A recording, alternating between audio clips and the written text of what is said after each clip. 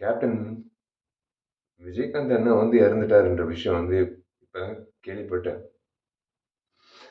ஆனால் என்னை மன்னிச்சிடுங்க, முதல்ல என்னை மன்னிச்சிடுங்க. நான் சத்தியமாக இந்த நேரத்தில் நான் உங்கள் பக்கத்தில் இருந்து உங்கள் முகத்தை ஒரு முறை பார்த்து ஒரு காலத்தொட்டு கும்பிட்டு அவங்க கூட இருந்திருக்கணும். நான் வெளிநாட்டில் இருந்தது என் தப்புன்னு என்னை மன்னிச்சிடுங்க. ஏன்னா நான் வந்து நல்லது செய்கிறது வந்து சாதாரண விஷயம் இல்லை.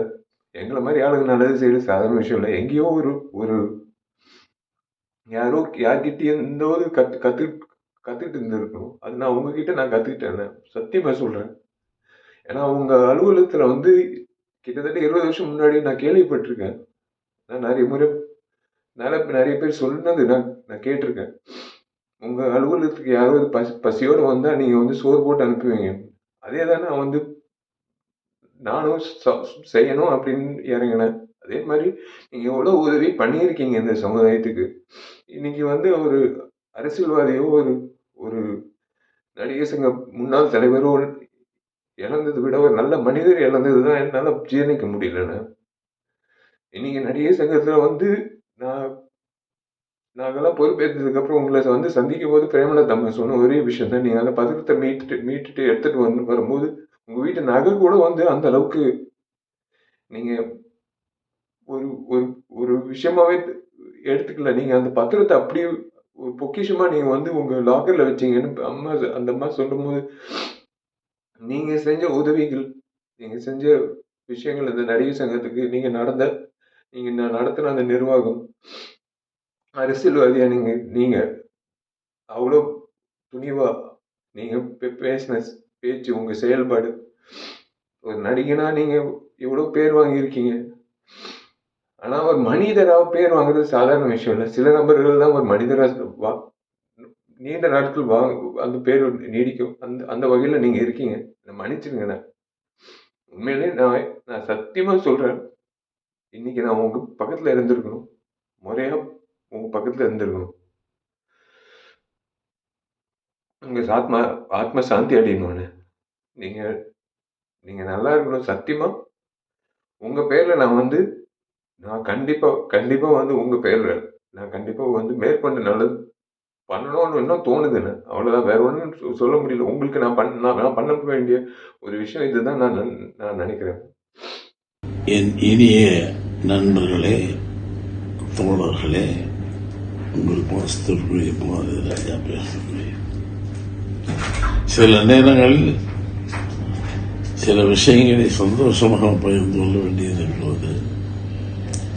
சில நேரங்களில் சில விஷயங்களை வருத்தத்தோடு பகிர்ந்து கொள்ள வேண்டியதிருக்கிறது. இயற்கை மனிதனை கொண்டுகிறது. நியாயம்தான். பிரயோஜனமான சில மனிதர்களை கொண்டு செல்வது என்பது கஷ்டம்.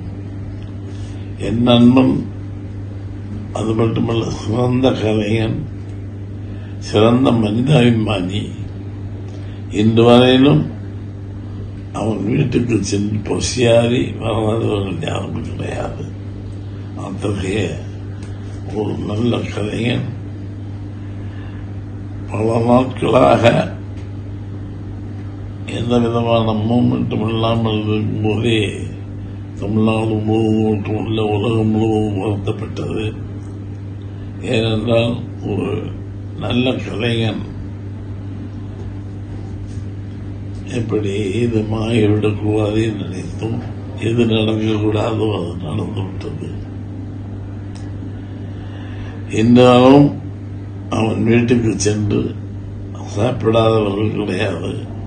அவன் வீட்டுக்கு சென்று அவனை தரிசிக்காதவர்கள் கிடையாது.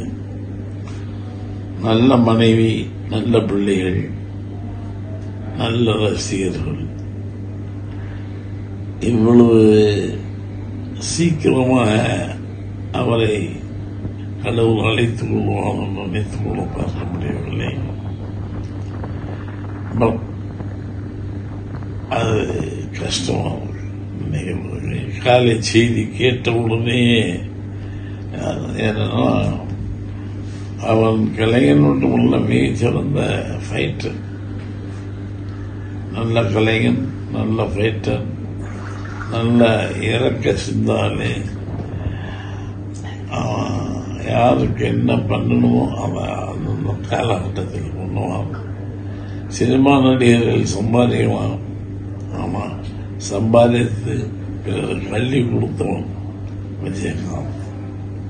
விஜயகாந்தோட ஒரு படம் தான் செய்திருக்கிறேன். ஆனால் அந்த ஒரு படத்தில் என் அனுபவம் வித்தியாசமானது. விஜயகாந்தோடைய படம், ஆனால் அவரோடு நடித்து அவரோடு பழகி பார்த்தவர்களுக்கு தான் தெரியும் அவன் எவ்வளவு பெரிய மனிதன் என்று. அத்தகைய மனிதன் மறைவு என்பது தமிழகத்திற்கு மட்டுமல்ல, உலக தமிழர்களுக்கு அத்தனை பேருக்கும் ஒரு பெரிய இழப்பு.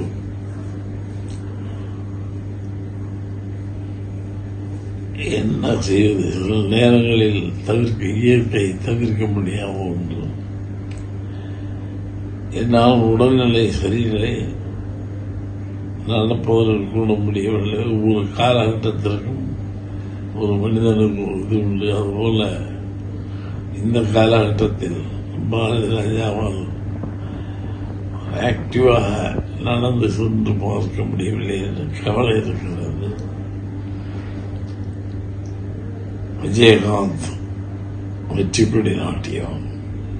விஜயகாந்த் தம் நடிப்பால் உயர்ந்தவன். விஜயகாந்த் மனித தன்மையாக உயர்ந்தவன்.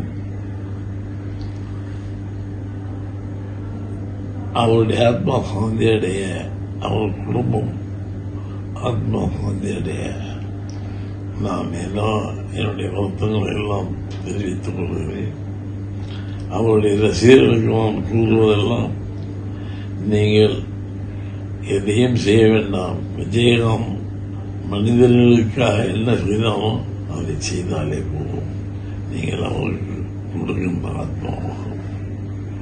அவர் ஆத்மா சாந்தி அடைய நான் கடவுளை பிரார்த்திக்கிறேன்.